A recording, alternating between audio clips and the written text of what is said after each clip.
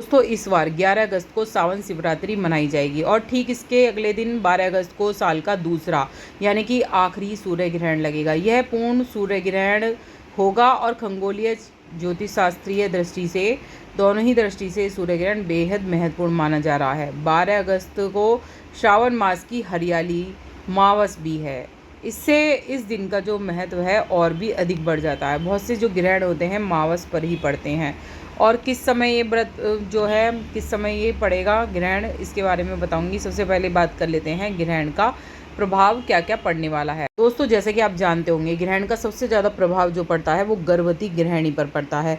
और जहाँ भी ग्रहण पड़ता है, मान लीजिए भारत में पड़ रहा है तब भी हमारी राशि पर बहुत प्रभावित करता है, बाहर देशों में पड़ता है तब भी हमारी राशियों पर तो प्रभावित करता ही है। और ग्रहण जो होता है वो जो गर्भवती गृहिणी होती हैं उन पर बहुत ज़्यादा असर करता है। कहते हैं गर्भवती गृहिणी को इस दिन बिल्कुल भी जो छाया होती है इस ग्रहण की उसमें नहीं जाना चाहिए, यानी कि बिल्कुल घर से नहीं निकलना चाहिए। कहते हैं कि एक कमरे में बंद होकर ही बैठना चाहिए इसकी, और पूजा पाठ करते रहना चाहिए। और एक पेट पर नारियल बांध लिया जाता है या पेट पर गेरू लगा लिया जाता है, या अपने जो है लंबाई का धागा नापकर अपने पास रख लिया जाता है। इस तरह से विचार करे जाते हैं। क्योंकि क्या होता है जब ग्रहण का असर पड़ता है तो बच्चा अपंग पैदा होता है। अपंग यानी कि कभी कान कटा हुआ आ जाता है, कान मुड़ा हुआ आ जाता है, या कोई भी शरीर में अपंगता आ जाती है। तो उससे बचने के लिए ये किया जाता है। ना ही चाकू कैंची का प्रयोग किया जाता है। तो इन चीज़ों का महत्वपूर्ण ध्यान रखना चाहिए।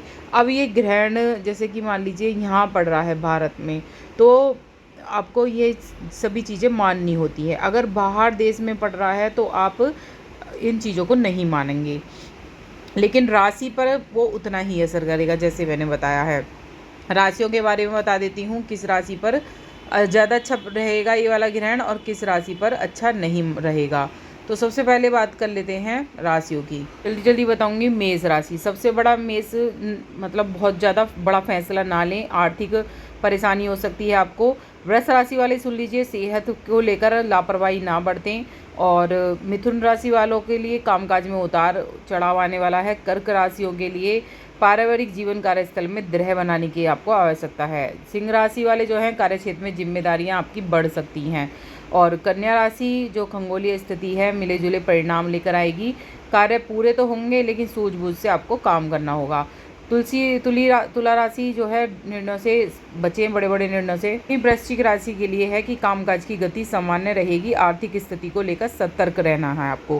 किसी पर आंख मूंदकर विश्वास नहीं करना है। धनु राशि 8वें भाव में प्रभाव के कारण बने बनाए काम अटक सकते हैं। यात्रा वाहन चलाते वक्त आपको विशेष सावधानी रखनी है।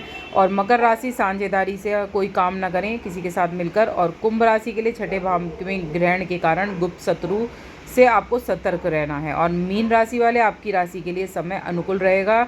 अटके हुए कार्य की गति आएगी और लाभ भी आपको मिलने वाले हैं। अब बता देते हैं ग्रहण कब है। दोस्तों भारतीय समय अनुसार 12 अगस्त को सूर्य ग्रहण रात 9:04 से लेकर देर रात 1:27 तक रहेगा। इस दौरान रात 11:17 पर सूर्य ग्रहण अपनी पीक पर होगा। समापन होगा वो देर रात 1:27 पर होगा। तो जैसे कि आपको पता ही है कि हमारे तो रात हो रही होगी, वहाँ पर सूर्य हो रहा होगा, तो वहाँ पड़ेगा सूर्य ग्रहण और यहाँ नहीं पड़ेगा। इसलिए टाइम मैंने बता ही दिया, टाइम के अनुसार यहाँ पर रात रहेगी। तो यहाँ पर नहीं पड़ेगा, कहाँ पड़ेगा बता देती हूँ। ग्रीनलैंड, आइसलैंड, स्पेन, रूस, अंटार्कटिक महासागर में पड़ने वाला है। तो आई बात की गर्भवती गृहिणी है उन्हें क्या करना है। गर्भवती गृहिणी को कोई भी कुछ नुकसान नहीं होने वाला है। आप आराम से रहिए जैसे नॉर्मल दिनों की तरह रहती हैं। सूतक काल भी नहीं मानने हैं। और कुछ पूछना है तो कमेंट बॉक्स में ज़रूर पूछिएगा। बस इतना ही। सब्सक्राइब ज़रूर कर लें जो आगे वीडियो मिलती रहें।